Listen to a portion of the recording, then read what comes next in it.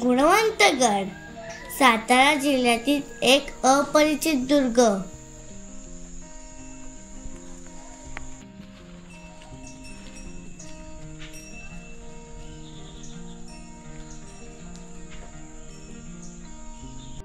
गुणवंतगडाला मोरगिरीचा किल्ला या नावाने देखील ओळखले जाते.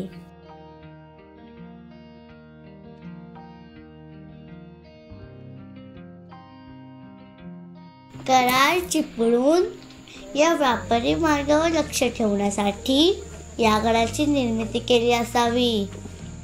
या गडाचा आकार आणि त्यावरील वास्तूंचे अवशेष तसेच पाण्याची व्यवस्था हे सगळं पाहता हा केवळ टेहळणीचा गड असावा असे मानले जाते.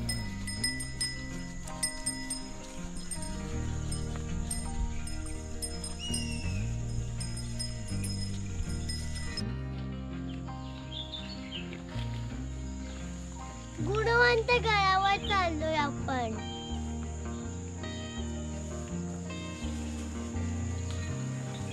सातारा जिल्ह्यातील पाटण तालुक्यात हा गड वसलेला आहे. या गडाचा पसारा आटोपशीर आहे. त्यामुळे या गडासोबतच दातेगड, वसंतगड हे सुद्धा गड पाहता येतात.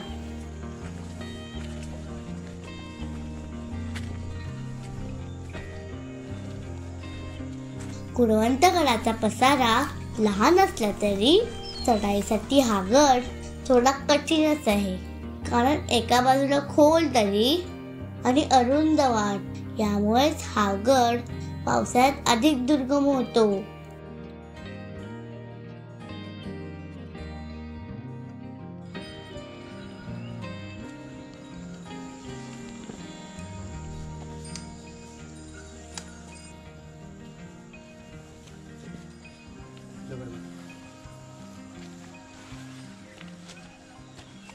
पाठीमागे दिसणारे हेच ते मोरगिरी गाव. या गावाच्या नावामुळेच या गडाला मोरगिरीचा किल्ला असे म्हणले जाते.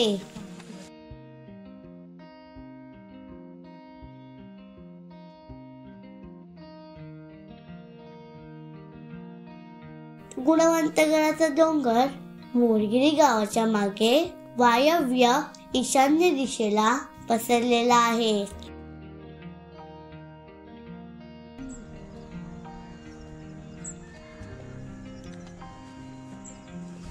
गडाच्या पायथ्याला आपण जे मंदिर पाहिले होते ते भैरवनाथांचे मंदिर.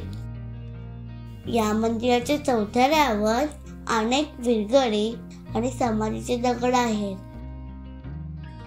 तसेच मंदिरासमोर तोफ सुद्धा पाहायला मिळते.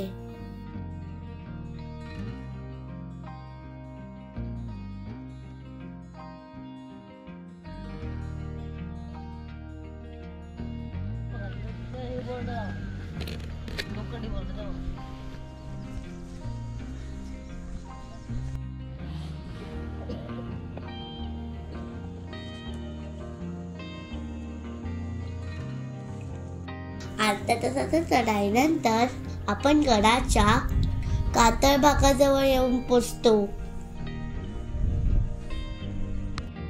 येथूनच पुढे गडाच्या माथ्यावर जाण्यासाठी वाट आहे.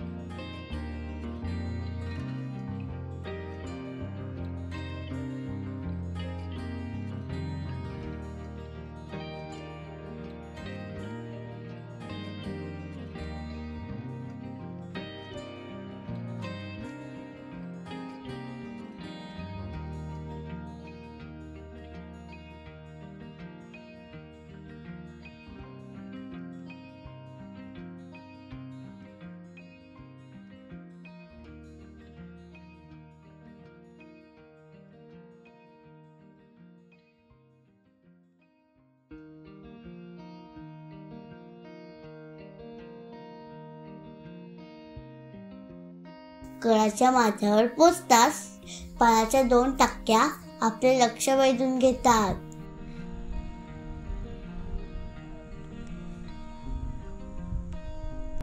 पुढे कातळात कोरलेल्या पायऱ्या आपल्याला गडाच्या वरच्या भागात नेतात.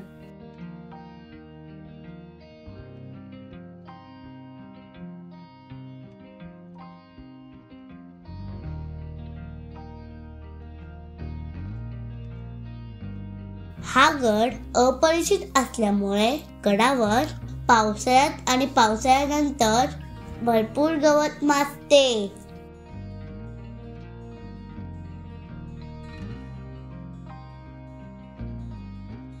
दुरूनच डौलाने फडकणारा भगवा ध्वज आपले लक्ष वेधून घेतो. याच परिसरात अनेक वाड्याचे अवशेष आजही आपल्याला पाहायला मिळतात.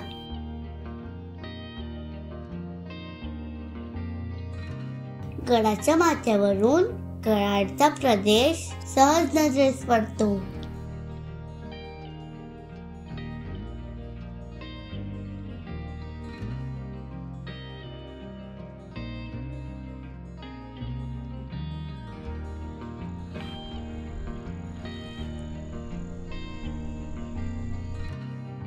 पुन्हा गडाच्या मध्यावर उतरल्यानंतर आपल्याला एक वाट डाव्या बाजूला नेते. या भागात कातळकोळीव नैसर्गिक गुहा व पाण्याचे नैसर्गिकरित्या तयार झालेले आणखीन एक टाकी नजरेस पडते.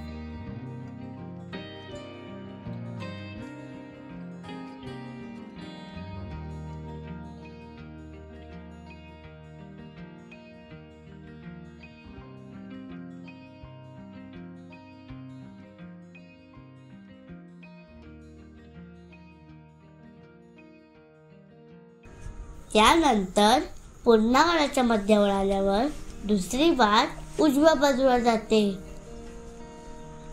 या वाटेच्या शेवटी मोठ्या मोठ्या खडकात नैसर्गिकरित्या तयार झालेली एक छोटी गुहा पाहायला मिळते.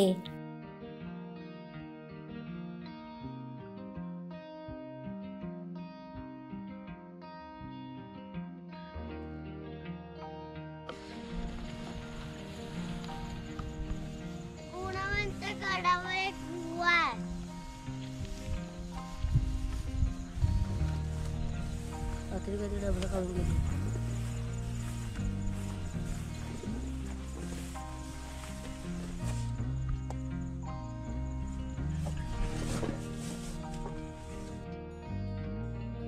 गुणवंत गडाचा इतिहासात फारसा उल्लेख नसला तरी शिवकाळात हा गड टेहळणीसाठी वापरात असावा.